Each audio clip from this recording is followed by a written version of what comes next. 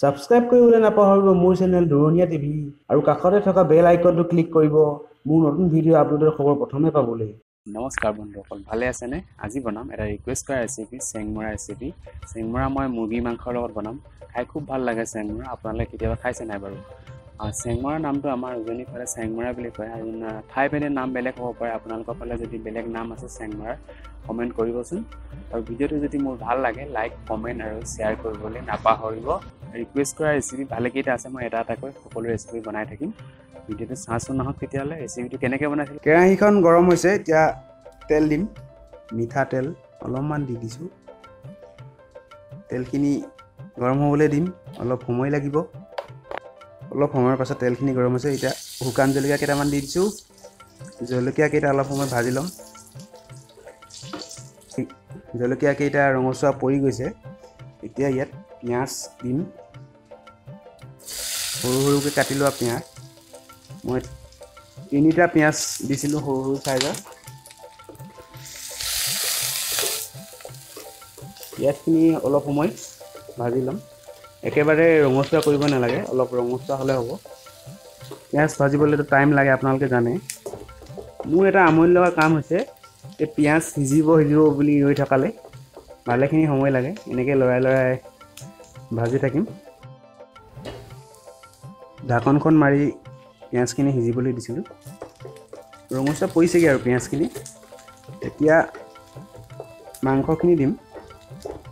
আজি কি ৰেচিপি বনাম আপোনালোকে হয়তো গম পাইছে, চেংমৰাৰ ৰেচিপি। মাংসখিনি দি দিছোঁ। 400 গ্ৰাম মাংস আছে, ব্ৰইলাৰ মাংসখিনি এতিয়া পিঁয়াজৰ লগত ভালকৈ এনেকৈ ভাজি ল'ম অলপ সময়। চেংমৰা বুলি ক'লে বহুতৰ মুখলৈ পানী আহি যায়। খুব এটা উজনি অসমৰ ফালে জনপ্ৰিয় খাদ্য বুলি ক'ব পাৰি চেংমৰা ৰেচিপিটো। বহুতে বহুত ধৰণে খায় আৰু বিভিন্ন বেমাৰৰ কাৰণে উপকাৰী, বিভিন্ন ঔষধি গুণ আছে চেংমৰাত। সেইকাৰণে পালে মাজে সময়ে খাব লাগে চেংমৰা। এতিয়া পিঁয়াজখিনিৰ লগত ভালকৈ মাংসখিনি মিক্স কৰি দিলোঁ। এতিয়া এনেকৈ আকৌ ঢাকনখন মাৰি অলপ সময় থৈ দিম। অলপ সময়ৰ পাছত মাংসখিনি টাইট হৈ গৈছে। এতিয়া ইয়াত নিমখ, হালধি, জলকীয়া গুড়ি দিম। নিমখ দি দিছোঁ, হালধি দি দিছোঁ আৰু অলপ জলকীয়া গুড়া, কাশ্মীৰী মিক্সাৰ আৰু বিশেষ একো মছলা নিদিওঁ, চিম্পুল বনাইছোঁ। এতিয়া ভালকৈ লৰাই দিম আৰু ৰেচিপিটো শুকানকৈ বনাম। চেংমৰা সকলোতে পোৱা নাযায় আচলতে, ঠাই ভেদে নোলায় চেংমৰা। বহুতে চিনি নাপাবও পাৰে চেংমৰাটো। নেটত চাৰ্চ কৰি ল'ব, পাব চেংমৰা বুলি।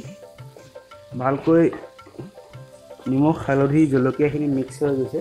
এতিয়া গেছৰ ফ্লেমটো অলপমান ল' কৰি আকৌ কিছু সময় ঢাকনখন মাৰি থৈ দিম। অলপ সময়ৰ পাছত ব্ৰইলাৰখিনিৰ পৰা তেল ওলাইছে অলপ অলপ। তেল অলপ লাগি ধৰিছে, গেছৰ ফ্লেমটো সেইকাৰণে কম কৰি থৈছিলোঁ, যি কি নহওক বাৰু। এতিয়া ইয়াত আদা, নহৰু আৰু জলকীয়া পিচা দিম। ইয়াত জলকীয়া মই সৰহকৈ দিছোঁ। আজি বতৰটো অলপমান ঠাণ্ডা আমাৰ ফালে, বৰষুণ দি আছে, সেইকাৰণে জলকীয়া খাবলৈ মন গ'ল।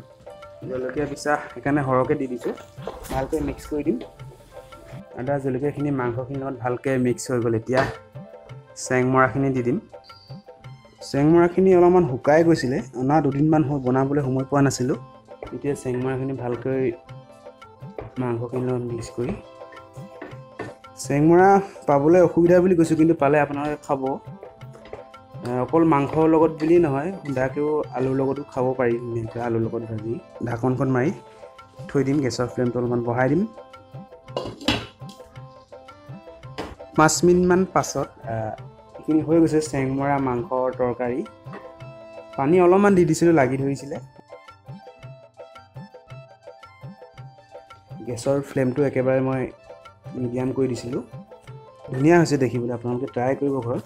যিসকলে চেংমৰা চিনি নাপায়, ফেচবুকত এটা গ্ৰুপ আছে, অনামী অসমৰ নাম নজনা উদ্ভিদ, তাত জইন কৰি ল'ব। তেতিয়া অসমৰ বিভিন্ন নাম নজনা উদ্ভিদৰ নাম জানিবলৈ পাৰিব। আৰু মোৰো এটা ফেচবুক পেজ আছে, আছামিজ ৰেচিপি, তলত লিংক দিয়া থাকে। আপোনালোকে ভিজিট কৰিব, লাইক কৰি থৈ দিব পেজটো, মোক তাত মেছেজ কৰিব পাৰিব। ৰেচিপিটো ৰিকুৱেষ্ট ৰেচিপি হৈছিলে, ইমানেই আজিলৈ ৰেচিপিটো। যদি ভাল লাগিলে লাইক এটা কৰি দিব, পাৰিলে শ্বেয়াৰ কৰি দিব। বাই বাই, আকৌ লগ পাম তেতিয়াহ'লে।